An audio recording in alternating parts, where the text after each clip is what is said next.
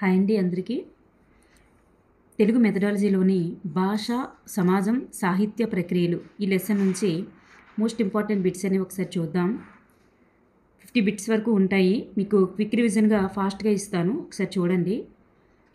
First bit మనం చూస్తే, భూమిపై జన్మించిన జీవజాలాలన్నింటిలో కూడా మానవునికి ప్రత్యేక స్థానం ఉంది. మరి దీనికి గల కారణం ఏమిటి? The right answer is option 1. అంటే భాష అనేది కలిగి ఉండడం వల్లనే ఆ స్పెషల్ అన్నమాట. నెక్స్ట్ వన్ చూద్దాం. మానవుడు మొదట సంభాషణను అలవర్చుకొని ఆ తర్వాత అనుభవాలను ముందు తరాల వారికి అందించడం కోసం ఏమి కనిపెట్టాడు? చూడండి, సంభాషణను అలవర్చుకొని తర్వాత అనుభవాలను ముందు తరాల వారికి అందించడం కోసం దేనిని కనిపెట్టారు? ద రైట్ ఆన్సర్ ఈజ్ లిపిని కనిపెట్టారనమాట. నెక్స్ట్ వన్, గ్రియర్సన్ సర్వే ప్రకారం మన దేశంలోని భాషలు ఎన్ని? గ్రియర్సన్ సర్వే ప్రకారం మరి అంటే ఈయన మాండలికాల పైన ఒక పుస్తకాన్ని రచించారు కదా, తెలుగు మాండలికాల పైన. మరి ఈయన సర్వే ప్రకారం మన దేశంలోని భాషలు ఎన్ని అంటే 175. అయితే మాండలికాలు ఎన్ని అంటే 544 మాండలికాలు ఉన్నాయని చెప్పారు. భాషలు అయితే 175 అన్నమాట. నెక్స్ట్ వన్ చూద్దాం. ప్రపంచంలో అత్యధిక సంఖ్యాకులచే మాట్లాడబడే భాషా కుటుంబం ఏంటి? ఎక్కువ మంది మాట్లాడేటటువంటి భాషా కుటుంబం ఏంటి? The right answer is Indo European భాషా కుటుంబం. నెక్స్ట్ వన్, ఈ క్రింది వాటిలో కరణం ఏది? క్రింది వానిలో కరణం ఏంటి? నాలిక అవుతుంది, లంబిక అవుతుంది, క్రింది పదవి కూడా అవుతుంది. So by 1 is right answer. సమాజానికి దూరంగా భాష అభివృద్ధి కాదు అని పేర్కొన్నది ఎవరు? సమాజానికి దూరంగా భాష అభివృద్ధి కాదు అని పేర్కొన్నది అరోరిన్. నెక్స్ట్ వన్, భాష అనే ధాతువు ఏ భాషకు చెందినది? భాష్ అనేటటువంటి ధాతువు ఏ భాషకు చెందినది? సంస్కృత భాషకు చెందినది.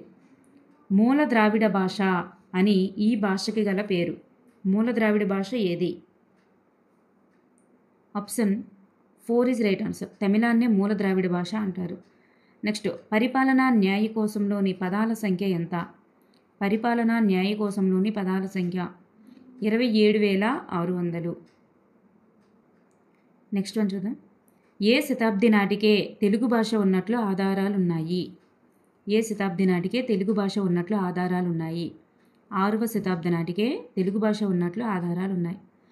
ఉపభాష, ప్రాదేశిక భాష అను పేర్లతో పిలువబడే భాష ఏది? ఉపభాష, ప్రాదేశిక భాష అనే పేర్లతో పిలువబడే భాష ఏది?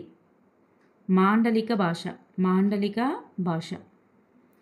1895లో తొలిసారిగా నీచ పాత్రలకు వ్యవహారిక భాషను ఉపయోగించిన నాటకం ఏది? నాగానందం. నెక్స్ట్ వన్, మౌఖిక భాషకు స్థిరత్వాన్ని కల్పించేది ఏది? లేఖనం. మాతృభాష బోధనా మాధ్యమంగా రూపొందించాలని మహాత్మా గాంధీ ఏ పత్రికాముఖంగా ప్రకటించారు? చూడండి, అలా ఆయన అడగొచ్చు, లేదా హరిజన పత్రిక. మరి హరిజన పత్రిక ద్వారా మాతృభాషను బోధనా మాధ్యమంగా రూపొందించాలని తెలియజేసిన వారు ఎవరైనా ఇవ్వచ్చు. 2 రూపాయలుగా కూడా ఇవ్వచ్చు అన్నమాట. నెక్స్ట్ వన్, తెలుగు అకాడమీ ఆధ్వర్యంలో తర్ఫీదుదారుల శిక్షణ నిర్వహించిన సంవత్సరం ఎప్పుడు? 1982. నెక్స్ట్ వన్, వివిధ భాషల్లో నూతన సాంకేతిక పదాలు తయారు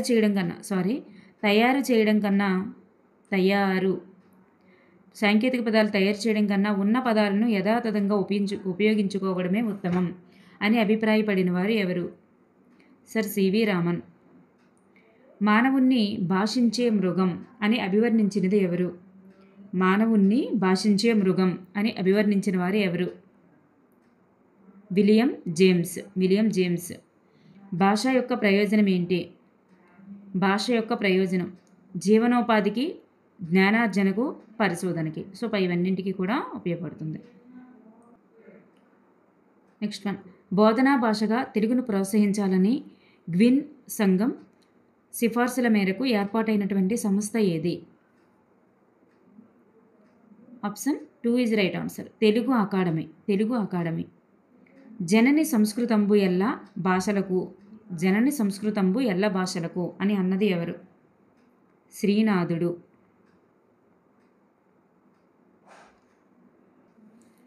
లింగ్విస్టిక్. నెక్స్ట్ వన్ చూద్దాం. లింగ్విస్టిక్ సర్వే ఆఫ్ ఇండియా గ్రంథ రచయిత ఎవరు?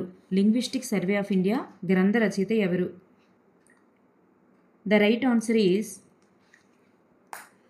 Option 3 is right answer. Option 3 is right answer. Grierson. మాండలికాలపైన రాశారనమాట ఆ పుస్తకాన్ని.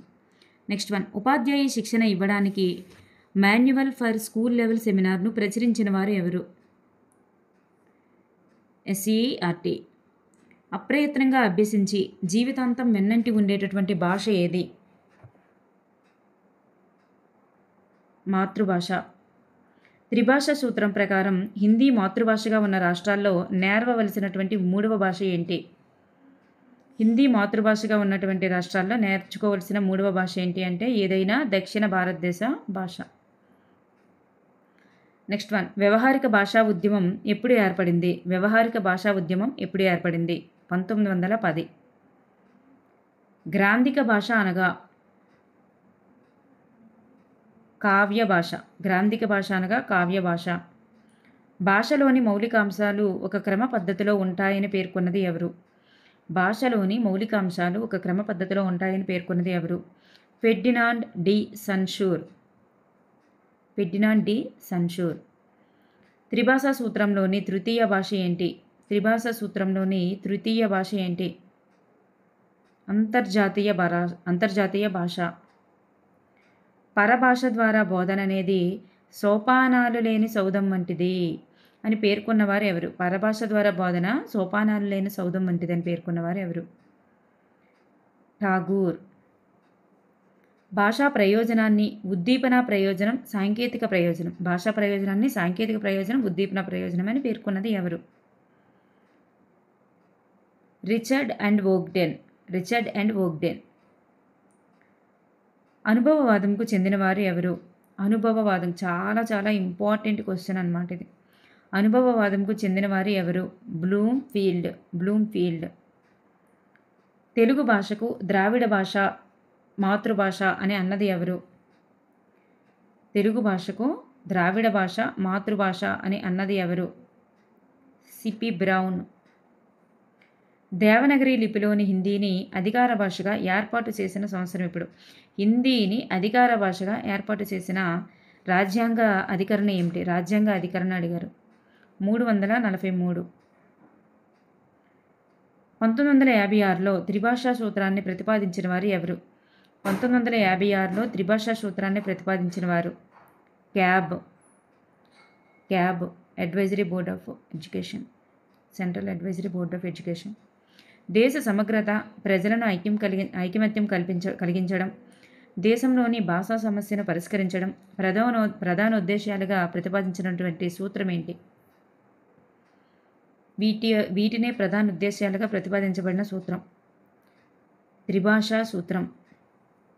శిశువు సౌందర్య సృష్టిని, ఆనందానుభూతిని వ్యక్తం చేయడానికి ఉపయోగపడేది మాతృభాష అని నిర్వచించిన వారు ఎవరు?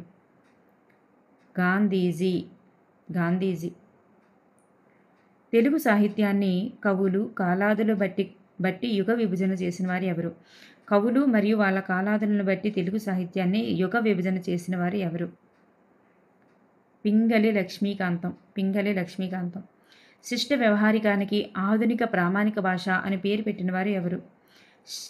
శిష్ట వ్యవహారిక భాషకు ఆధునిక ప్రామాణిక భాష అని పేరు పెట్టిన వారు ఎవరు?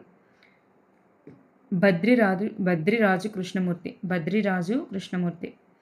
గ్రామ్య భాషగా పిలువబడి పండితులచే తిరస్కరించబడేటటువంటి భాష ఏంటి? గ్రామ్య భాషగా పిలువబడి పండితులచే తిరస్కరించబడే భాష వ్యవహారిక భాష. వ్యవహారిక భాషను ఈ గ్రంథాల్లోనికి తీసుకురావడానికి కృషి జరిగింది. కృషి చేసిన వారు ఎవరు? లేదా వ్యవహారిక భాషను ఈ గ్రంథాల్లోనికి తీసుకురావడానికి మరి కృషి చేసినది ఎవరు? గిడుగు రామ్మూర్తి పంతులు గారు. ప్రాచీన భాష సాంప్రదాయాన్ని ఏమని పిలుస్తారు?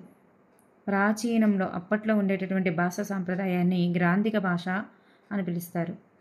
ప్రపంచాన్ని దర్శించాలంటే ఆంగ్ల భాష గవాక్షం నుంచి చూడాలి అని చెప్పిన వారు ఎవరు? నెహ్రూ గారు. నెక్స్ట్ వన్, ప్రభుత్వం నియమించినటువంటి శైలీ సంఘానికి అధ్యక్షుడు ఎవరు?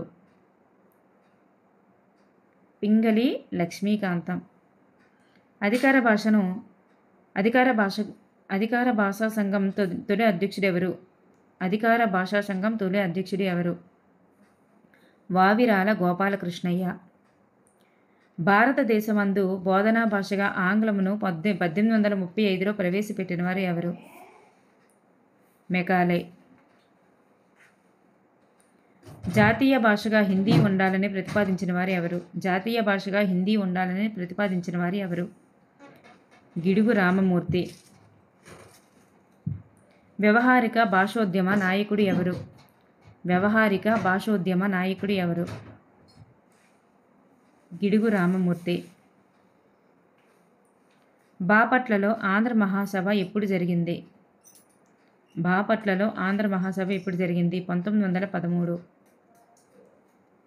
అధికార భాషా శాసనం తయారు చేయబడిన సంవత్సరం ఎప్పుడు?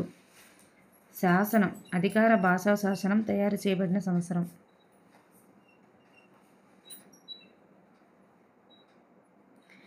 ఆన్సర్ని తెలిసిన వాళ్ళు కామెంట్ చేయండి. కరెక్ట్గా చెప్పిన వాళ్ళది పిన్ చేస్తాను. నెక్స్ట్ వన్, ఏ సంవత్సరాన్ని మన రాష్ట్ర ప్రభుత్వం అధికార భాషా సంవత్సరంగా పరిగణించింది? 1968. తెలుగు సాహిత్య అకాడమీ స్థాపన ఎప్పుడు జరిగింది? 1985. అనేకాలైన భాషణ అలవాట్లతో కూడినటువంటి సంక్లిష్ట వ్యవస్థ భాష. అనేక భాషణ అలవాట్లతో కూడిన సంక్లిష్ట వ్యవస్థ భాష అని చెప్పిన వారు ఎవరు? హాకెట్. తెలుగు భాష ఏ లిపి నుండి ఉద్భవించింది? దక్షిణ బ్రహ్మీ లిపి. హిందీ భాషను జాతీయ భాషగా గుర్తించిన సంవత్సరం ఎప్పుడు? 1937. Thank you everyone.